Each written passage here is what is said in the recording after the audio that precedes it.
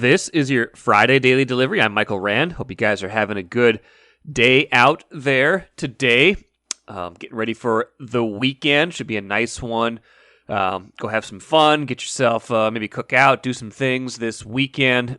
But first, please do listen to this podcast in its entirety because it's a good one today. Chip Scoggins, Star Tribune columnist, will join me here in just a little while to talk college football, college sports in general after the huge landscape-altering decision last week. USC and UCLA joining the Big Ten, giving the Big Ten coast-to-coast representation, geography completely out the window in college sports when you're talking about having teams on the East Coast and the West Coast.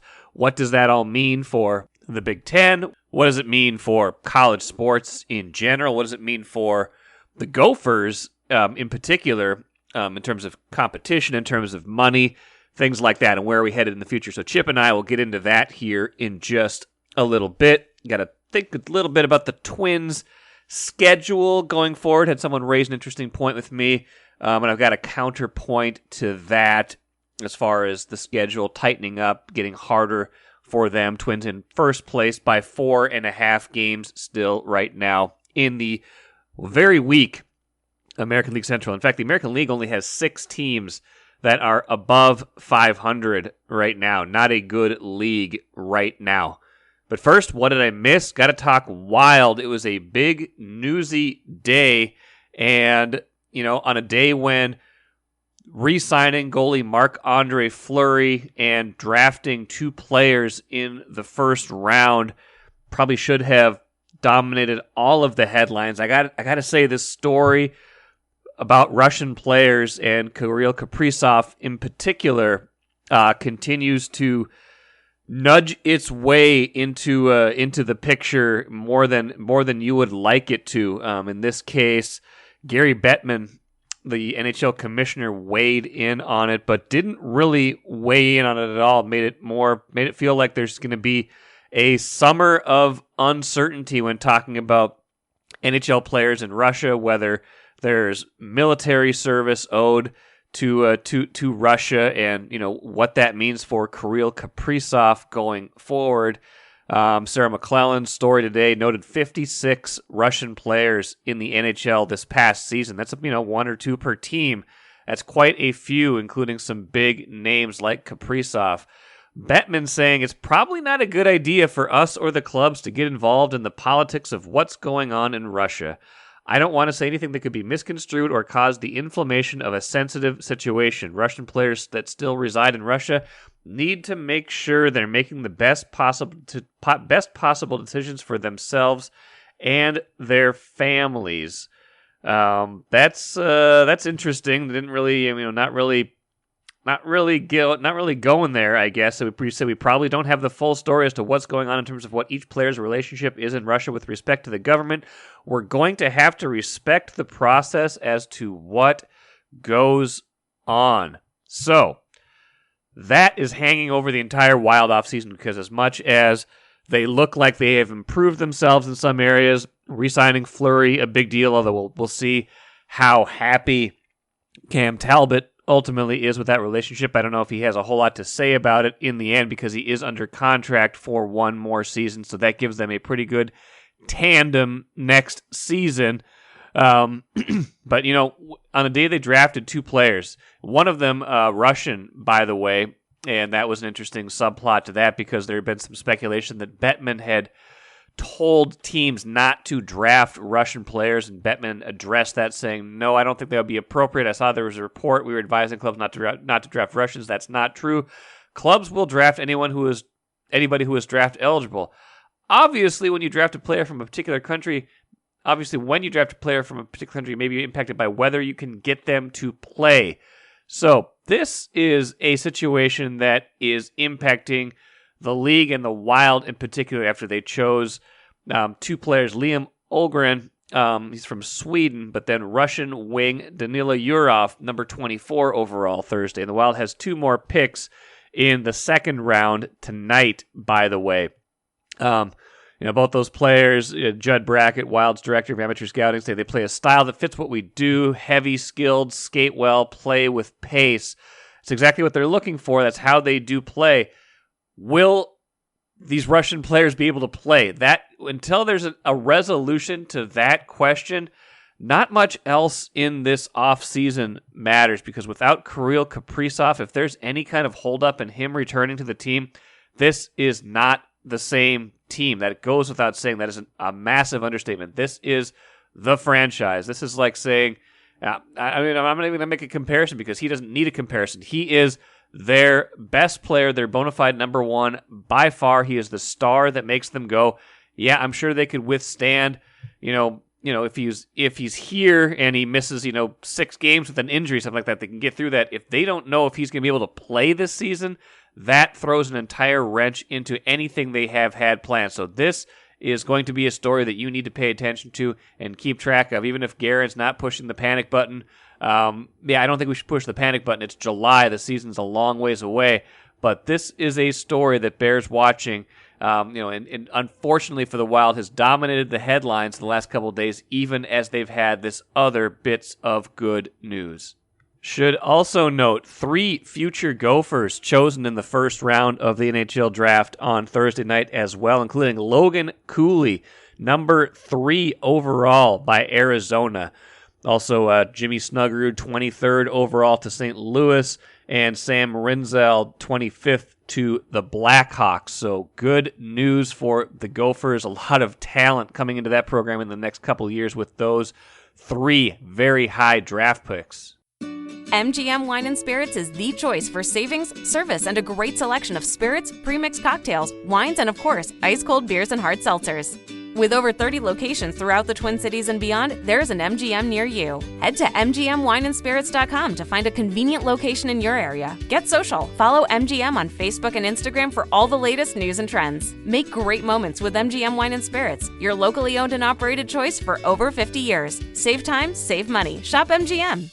Really happy to have Chip Scoggins on daily delivery today. There is nobody at the Star Tribune, maybe even in the whole state of Minnesota, Chip, maybe even in this country, that I would rather talk Big Ten football expansion with than you, someone who has a deep love of college sports and a deep knowledge of college sports.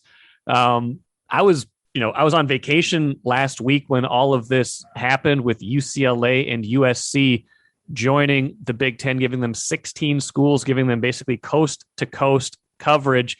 With the way conferences are going, maybe this shouldn't have been stunning, but it still felt shocking just to think about these 2 kind of, legacy schools out in California joining the Big Ten. What was your reaction when you heard the news? Yeah, there is that whoa moment, because you're talking about 2 schools who are the bedrock of the West Coast Conference out there, Pac, whatever you would call it, Pac-12 now. Both those schools have been there almost 100 years, right? And so, but once you get past that initial jolt, you're kind of like, yeah, this is part of college sports. This is where we're at. I mean, if Texas and Oklahoma are going to bolt to the SEC last year, I think anybody who's been paying attention said that's not the finish line. That's not the last domino. There is a land rush to grab some of these marquee brands and marquee schools, because let's be honest, Tennessee or TV wants it. Fox, ESPN, it's all about inventory. It's all about markets, attractive markets, putting their product in front of as many eyeballs as they can. And so I wasn't surprised. I thought, quite honestly, the next time the Big Ten expanded, it would be Notre Dame, and we can get to that down the line. Yeah. But I said at the time, when Texas and Oklahoma went to the SEC, I said the Big Ten should call Notre Dame. I said USC, UCLA. I said Kansas. I said North Carolina.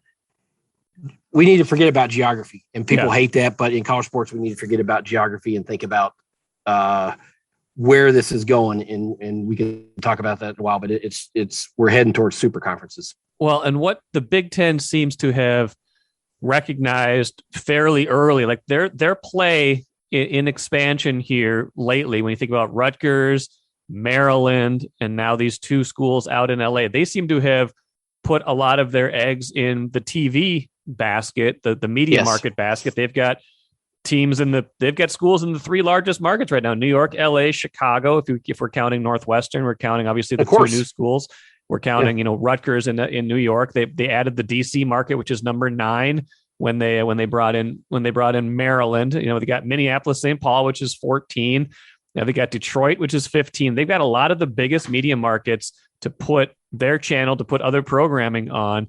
And that, I think as much as the brand, that has to be driving a lot of this. Well, and it was like, when they added Rutgers in Maryland, we're like, Rutgers, what do they add? Well, they want Rutgers, the New York market. They had the New York market. Now we can debate how popular Rutgers is in that New York market. I don't know. I don't think I've been to a football game there, and it's, I wouldn't say there was a huge demand for Rutgers football tickets when the Gophers played there a couple of years ago. But it's a big market where you're putting your Big Ten network and all your programming and all the inventory that you have in that market. So yes, they've identified these big markets, and obviously you're getting the Los Angeles market, which is coveted, and you're getting traditional brand name schools with UCLA basketball, USC football. And so that's appealing. And I like this move. And I'm a traditionalist. I love all the unique rivalries and the different things that make college sports so wonderful. But I also recognize, hey man, if you can add USC and UCLA to your and potentially a Notre Dame to your conference, what that does in terms of strengthening it and adding revenue and just the big feel of what this conference is going to have now when you're talking about coast to coast. And that comes with challenges and problems and things that need to be addressed. But if you're telling Gopher fans, hey, you're going to get to go to USC and for a football game, I think that's pretty cool. I do. Yeah, I think they'll be into that. I think, obviously the big, let's start with kind of the big revenue sports, football, men's basketball. Those are the big ones, obviously. What does this mean for those sports when you add schools like that? Well, for football, let's be honest. These expansion, these conference realignments is all about football. And that's the biggest money driver, the playoff, TV. So in football, USC is not the USC of old, but it's still USC. They have a new coach. Obviously, recruiting is going to be great there. They're, that you're strengthening your brand in your football conference just by that. UCLA has been kind of up and down, but it's not a terrible program, obviously. And so it's going to make it more difficult if you're from a Gophers perspective.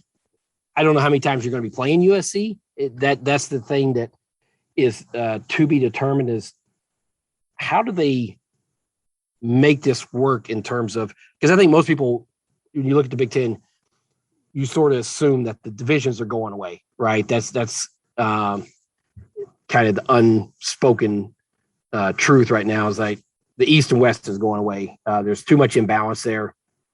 I think the Gophers don't even have the next year's schedule on the website anymore, because I think most people know and assume that the divisions are going away. So now you have 16 teams. Is it just going to be they are going to protect their rivalries? They're not so dumb that they're not going to protect your best rivalry. So Minnesota's going to play Wisconsin, Iowa every year. That's, of course, yeah. That's a given. That would be foolish to eliminate that. But how it works after that, I'm curious to see. So I don't know. They're going to want, Fox is going to want USC to play Penn State and Ohio State and Michigan fairly regularly, right? That's a marquee matchup. That's why you're doing this. It's not going to be, they'll play them once every 7 years. No.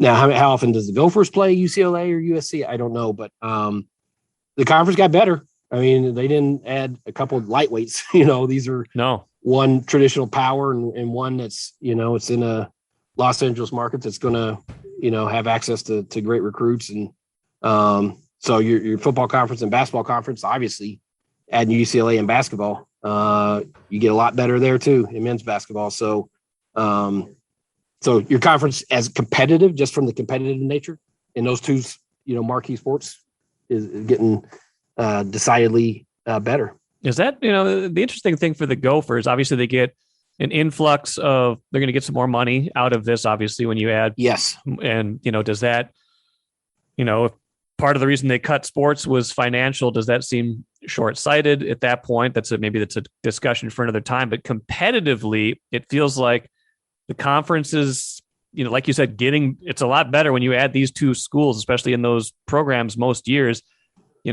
Will the Gophers have a harder time competing now? Right now we're talking about, them being in a Big Ten West, where it looks like, for the short term, they're set up pretty well to compete, to be able to compete for at least that half of the standings. As that evolves, are they going to have a harder time winning Big Ten championships? Well, I would say yes, because you're adding two, one really good football program, one in, middle of the pack football program. And so I'm still curious, because the West was set up good for the teams in the West. Yeah, it was set up great. Because you're not having Ohio State, and you're not having Michigan, you're not having Penn State. With that going away, which again, I think we all are operating an assumption, how is the Big Ten going to align this? Like, how is your schedule going to be? I think, a lot of us we're looking at it being the 3-5-5 model. You protect three rivals. Yeah. That you play every year, and then alternate between, 5 1 year, 5 the next 5. And so, how does that, now that you're at 16, how does that look after, when they do come into the league? So, you're adding another tough two teams in football, and in basketball, it's like, you have to go out and play UCLA or USC on the road in basketball. That's, that's tough sledding. And so, I don't think the Big Ten people that are cashing the checks really care if you say it got a lot harder for us. Well, right. The money got a lot bigger, so deal with it. That's money talks. And that's something we should say. Like, they're projecting, by the end of this decade, $100 million per school annually. Wow. What is it right now? I think they're, if I'm correct, I believe they're around 54 million. Wow. So like almost double. If those numbers are right, almost double. Yeah, if that projection is right, and that was, and people were saying that before they added USC and UCLA. Yeah. Now sometimes these numbers get bloated and not, but if it's, these are business outlets that are projecting this. So if you're giving the Gophers in revenue distribution $100 million every year, to your point a minute ago about dropping sports, it'll be interesting to see if they revisit that, or do they just allocate more to football, basketball, and all the other sports and try to beef up wherever they need there. Which some would say they're already beefed up, Yeah. a lot. These are, but guess what? All the other schools are going to spend that money somewhere too, and invest it in football and basketball a lot. These are not hockey schools. So I'm, what is it? I mean, the smaller sports, and hockey's not a small sport here, but I'm just thinking about like scheduling, like, will UCLA and Rutgers play in tennis? Like, does that make any sense? Like, when you have such a geographical gap now for some of these smaller sports that have much tighter budgets, that, all of a sudden you're talking about like a 3-day road trip to fly cross country. How is that going to work? Well, and that's where I wonder, because the majority of these schools aren't flying charter, or teams aren't flying charter, right? Yeah. They're flying commercial just like the rest of us. And so there's two things. If I'm an athlete in those minor sports, that's where you need to band together and say, no, wait a second. You have all this influx of cash coming in, and we're providing the product. We want to charter more. We want to start chartering. I think that's a absolutely fair and should be requirement. If you're getting $100 million annually, and you're asking the baseball team from Rutgers to fly, midweek, or volleyball or soccer midweek to fly to, other side of the country, they should be chartered. But I do wonder in scheduling if there'll be more 2-for-1s. Hey, you're going to go to the West Coast and play, UCLA on Wednesday, USC on Friday, or some kind of arrangements that because they're going to have to. They can't just have a footprint that's coast to coast and say we're going to keep scheduling. Yeah, you're going to have a Tuesday night. Penn State, you're going to have a Tuesday night at UCLA, and then you're going to that's not going to work. So scheduling is going to be, I think, the biggest challenge for the non-revenue sports because. Football, I don't know how much it really changes. Maybe you leave a little bit earlier on Friday, or maybe you fly Thursday night after classes. So if you have to go to the West Coast or East Coast for, the West Coast teams. So football doesn't change that much. Everyone else that has more games, midweek games. Yeah. You cannot, if we hear so much student welfare is top priority. Yeah. This is what, then put your money where your mouth is, and you have to account for the extra demands that you're asking of them. And so that's where I think the athletes have a little power and say in this because they're going to be asked to do a lot more traveling with this new arrangement.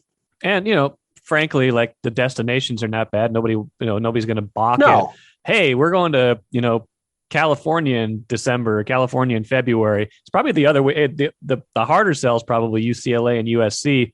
Talking those athletes into, hey, you got a midweek tennis match in Indianapolis or, Purdue or wherever. Or a baseball, you have a May game in Minnesota. Where 52 it's 52 degrees and cloudy, and that's the nicest day we've had in 3 weeks. So enjoy. I know. Yeah, I'm curious to see how. I do think there will be a lot of the 2-for-1s and just go out there and play both schools and vice versa for them coming here. You might play, Minnesota, Purdue, Minnesota, Northwestern, something's reasonably close. Yeah. Badgers, whatever. Yeah. Last couple thoughts for you here, Chip. So, this happened. We had, the big SEC expansion. Now these Big Ten has 16 teams. I guess, what does all of this mean for college football, college sports in general, and maybe where are we headed next with all this? Because it still doesn't feel like we're done with it. This is still very much sorting itself out. And like you said, Notre Dame might be next with the Big Ten, and maybe that we're just headed for super conference style, and go from there. 100%. I mean, this is a daily thing right now, and it's more dominoes are coming right now. The Pac-12 and the Big 12 are kind of on a standoff or a stare down. The Big 12 is trying to add as many as 6 Pac-12 teams to them and create a super conference. I think both of those somehow will come together and marry, and you'll have, I think ideally, or not ideally, but eventually you're going to see 3 20-team conferences.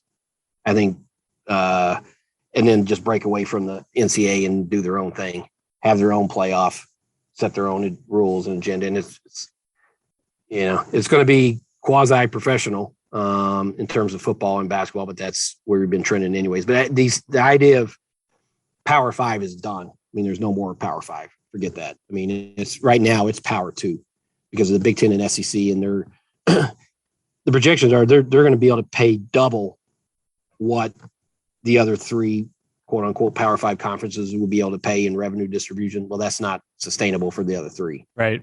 And so, darn well, Oregon's trying to get to the Big Ten really hard. I think Washington is too.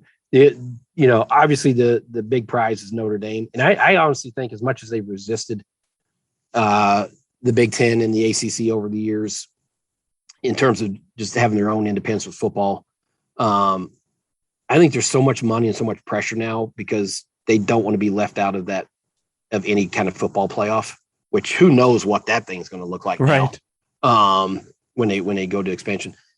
I think Notre Dame will finally budge and join the Big Ten. I really think that's going to happen. Again, Notre Dame has a lot of money and prestige and brand and their own NBC deal, but again, if that $100 million is accurate, it's hard to walk away from that and turn that down. And so I could see the Big Ten getting to 20 with Notre Dame, Oregon, Washington. If you're Clemson, are you committed to the ACC now? Some of this is how tied in they are with their contracts. Right. The ACC's got something kind of. I don't know if it's anything's ironclad anymore. Yeah. I'm sure their lawyers are scanning through there trying to find loopholes in a way to get out of it. But some of that is a hurdle. But if you're Clemson, would you want to join the SEC and be part of that? So I think eventually 5 years from now, I think we'll be at 3 super conferences of 60 teams, 56, high 50 teams where they do their own thing. And because you do not want to be on the outside. Yeah. Like if you're the Pac-12 and you lose, right now the discussions are reportedly Arizona State, Utah, and Cal, I believe, going to the Big 10 or Big 12, and then possibly, Oregon and Washington too.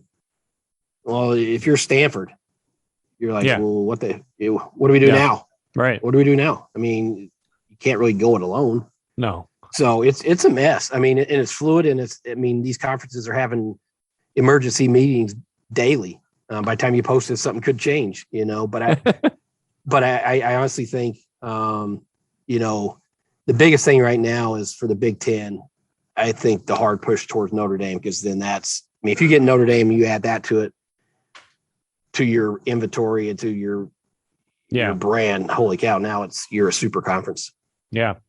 Seems like the biggest losers in this would be kind of the lower level teams in the conferences that are kind of getting poached right now. 100%. Yeah. I mean, if you think about, let's think about the Big 12.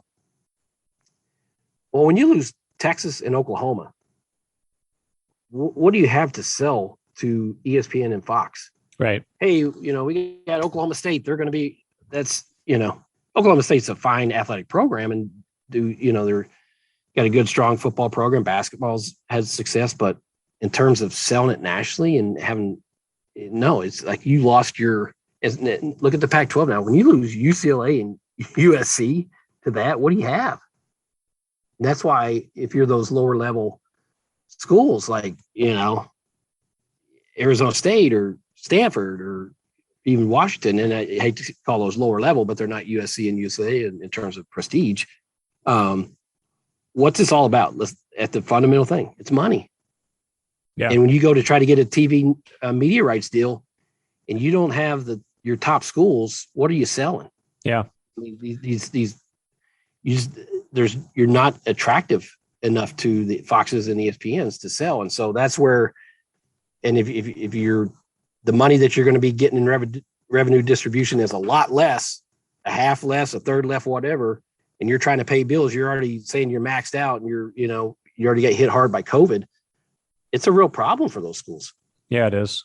Well, we're going to see where this all heads. It's heading in a very interesting direction, and twists and turns every day. The UCLA USC thing being the latest for the Big Ten. Chip Scoggins, great stuff. Great to have you on, and I'm sure we'll be chatting about this more down the road.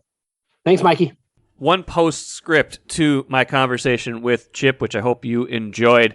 At what point do they have to stop calling it the Big Ten? I mean, when they have 16 teams, do they have to change the name at some point? I know there's branding involved. I know there's, it doesn't necessarily matter at a certain point how many teams are in the conference, and they haven't changed as they've added teams along the way here when they went to 11, then 12, then 14, and now 16. But at a certain point, it becomes ridiculous to call yourself the Big Ten. Maybe when they get to 20, they'll call themselves the Big 20. Who knows? Maybe that's when they'll change. They'll just keep they'll only update the name when they go in multiples of 10, then eventually be the Big 30, I guess. But that to me stands out as well in all of this. Let's finish with the cooler. I had a listener reach out the other day noting that the Twins' schedule does get tougher in the back half of the season, and they're right. There are some more challenging series coming up. We got the Brewers for a couple games next week. That's a good team. 2 more against the Brewers later in July than the Padres. That's a first place team in the National League. You still got to play the Dodgers again for a couple games. You got to play the Yankees again, the Astros again. But I would say this as well: 23 of the Twins' last 26 games are against the American League Central. That is in September. The other 3 against the Angels, who are not doing well right now. So even if things get a little bit tougher in the rest of July and August, September will be against what looks right now like a very weak American League Central. And if things tighten up a little bit before that, the Twins still could be in pretty good shape down the stretch. That'll do it for me today. Hope you enjoyed today's show. We'll be back at it again on Monday.